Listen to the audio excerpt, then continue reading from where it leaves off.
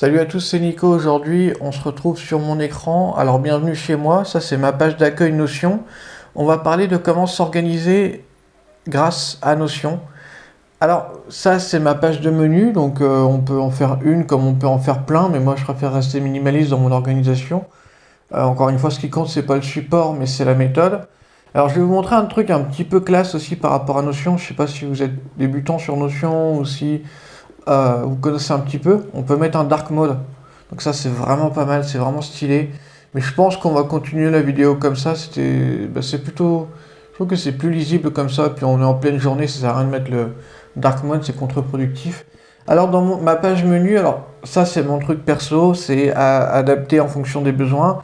Moi j'ai un truc assez minimaliste, je suis un gars normal avec quelques projets, c'est tout. Donc la première catégorie sur les trois dans ma page menu, parce qu'en fait c'est ça, ça c'est ma hiérarchie en fait, juste ma page menu et en dessous j'ai toutes mes sous-catégories, mais on peut faire plusieurs pages de menu, donc voilà, j'ai laissé une seule page. Donc la première catégorie sur les trois, c'est en gros ma vie quotidienne, tout simplement. C'est s'organiser au quotidien. Deuxième catégorie, c'est plutôt tout ce qui est formation, documentation, tout ça. Donc si c'est juste par curiosité ou en rapport avec mes projets et que j'ai besoin d'apprendre quelque chose, bah, je le mets là-dedans. Ensuite, les projets. Voilà, une page par projet. Les objectifs liés au projet, ça m'évite de les rechercher dans les pages à chaque fois. J'ai tout au même endroit. Voilà. Je ressens pas le besoin d'avoir plus de pages que ça, mais ça évolue constamment. Donc c'est pour ça aussi que je vous montre ça, c'est pour vous permettre d'évoluer aussi. Ça peut vous inspirer, c'est le but de la vidéo. Je vais vous montrer 6 sortes de pages que j'ai. Donc la première, c'est la life checklist. Vous voyez, ma liste, elle est complètement vide. Donc ça, c'est ma liste des tâches de la vie quotidienne. Il y a deux options, on peut faire soit plus pour ajouter la tâche, ou alors écrire le truc et le transformer. Donc je vais faire la deuxième méthode. Par exemple, je sais pas, vider la litière du chat. Voilà, donc ça je vais le rajouter en tant que tâche. Donc, alors moi c'est en anglais, hein, parce que je suis plus qu'à l'aise avec l'anglais, il n'y a pas trop de problème. Mais normalement on peut le mettre en français. Donc voilà, on peut le mettre soit en liste numérotée, si on veut savoir tâche numéro 1, 2, 3, une liste à points ou alors une to-do list tout simplement. Moi je préfère faire une to-do list. Voilà, comme ça dès que c'est fait, bah, on tic et puis à la fin de la journée on peut faire le bilan en voyant tout ce qu'on a fait et supprimer éventuellement. Voilà. Et avec ça, je vais faire un arrobase. Là je suis en train de faire un arrobase, ça donne ça. Attendez, je fais voilà, j'ai fait un arrobase. Et quand je fais un arrobase, je peux cliquer, alors j'ai des suggestions. Mais sinon, je peux faire le format, par exemple, 15/06/2022. Bah, je vais faire ça, par exemple.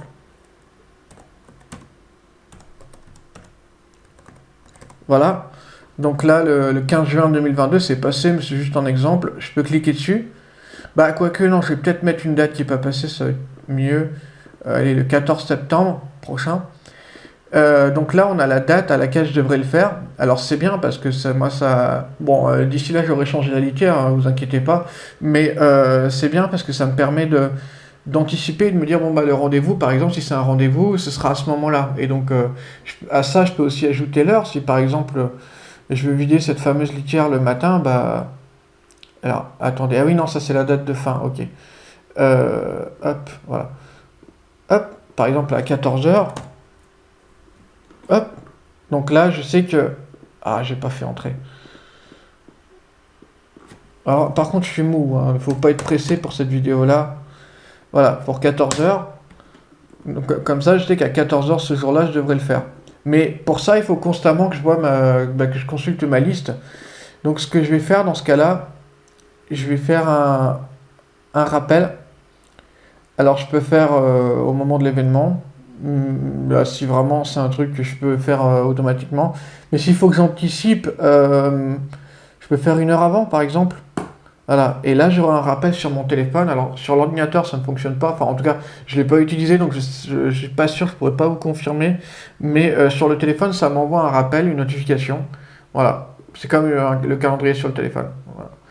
Donc là, le 14 septembre 2022 à 2h de l'après-midi, j'aurai une notification me disant de vider la litière du chat. Voilà. Donc là, après, ça fonctionne par bloc, donc on peut juste voilà, faire ça. Voilà. Ah. Voilà, c'est bon. Ok, donc, alors ça, c'est vraiment ma manière de m'organiser, donc ça peut vous donner des idées. Donc ça, c'est la checklist de la vie quotidienne. La checklist des objectifs, voilà. Donc là, en fait, ça c'est la chaîne YouTube, et ça c'est justement mes inspirations pour le contenu, tout ça. Voilà. Ensuite, je vais pas trop développer là-dessus, mais en gros, j'ai mes pages projets ici. Ça, c'est un projet secret. C'est un truc de ma vie perso. Ça, c'est la chaîne YouTube. Et en gros, toutes les actions qui sont liées à ces deux projets-là, juste les actions, je les mets là-dedans. Comme ça, j'ai pas à aller chercher et fouiller partout. Voilà. Ensuite, en numéro 3, la vie pratique. Alors là-dedans, je vais pas cliquer sur tout parce qu'il y a des trucs un peu privés. J'ai finance, c'est ressources, dépenses, charges, anniversaire, juste les anniversaires, la date et des rappels. Liste de films que j'aimerais voir. Ma liste de jeux vidéo, là je vais cliquer, voilà, donc là je suis en train de jouer à ces deux jeux-là et après ce sera ça. Liste de lecture, en fait c'est les lectures de cette année et ça c'est tout ce que j'ai lu précédemment dans les années d'avant et puis je mets les mois et tout ça me permet de suivre. Les achats futurs, donc c'est soit des trucs en cas si la machine elle avait tombé en panne ou juste des idées d'achat, voilà, que j'ai pas forcément envie d'acheter maintenant, mais que je devrais peut-être un jour. Les futurs voyages et les voyages passés, avec les dates aussi, je me dis, c'est vrai, j'ai voyagé en 2016 en Grèce, mais c'était à quel moment? Et là, je regarde, c'était en août, le 14 ou un truc comme ça, donc ça permet de se rappeler aussi de tout ça. Recette de cuisine, pareil, j'ai pas grand chose, j'ai juste la recette du thé indien. Ce qui est pratique, c'est on peut mettre tout ce qu'on veut en rapport avec la vie quotidienne, si c'est pas un projet, que c'est pas des tâches, rien du tout, c'est juste des listes comme ça, des mémos, des trucs comme ça. Après là-dedans, alors avant je le faisais, maintenant je le fais plus trop, on peut aussi mettre les mots de passe, des trucs mémotechniques, des choses dans ce genre-là. Voilà. Ensuite, en numéro 4, la life list. Alors, moi, je l'arrange différemment, mais faut pas prendre en compte tout. Enfin, voilà, c'est mon organisation à moi. Je dis pas qu'il y a une logique derrière, je dis juste que c'est ma manière de m'organiser, donc je trouve ça bien. Dans le développement personnel, voilà, j'ai plein de trucs sur lesquels je me documente. Ça permet aussi d'alimenter des chaînes YouTube et tout ça. Et Life List, c'est juste pour vous montrer à quoi peut ressembler une page projet. Donc on peut faire par exemple un truc comme ça en galerie. Là c'est pas mal, on a les images et puis certains trucs aussi, des détails, des tags et tout ça. Ensuite on peut faire des trucs plus bas, on peut faire d'autres checklists.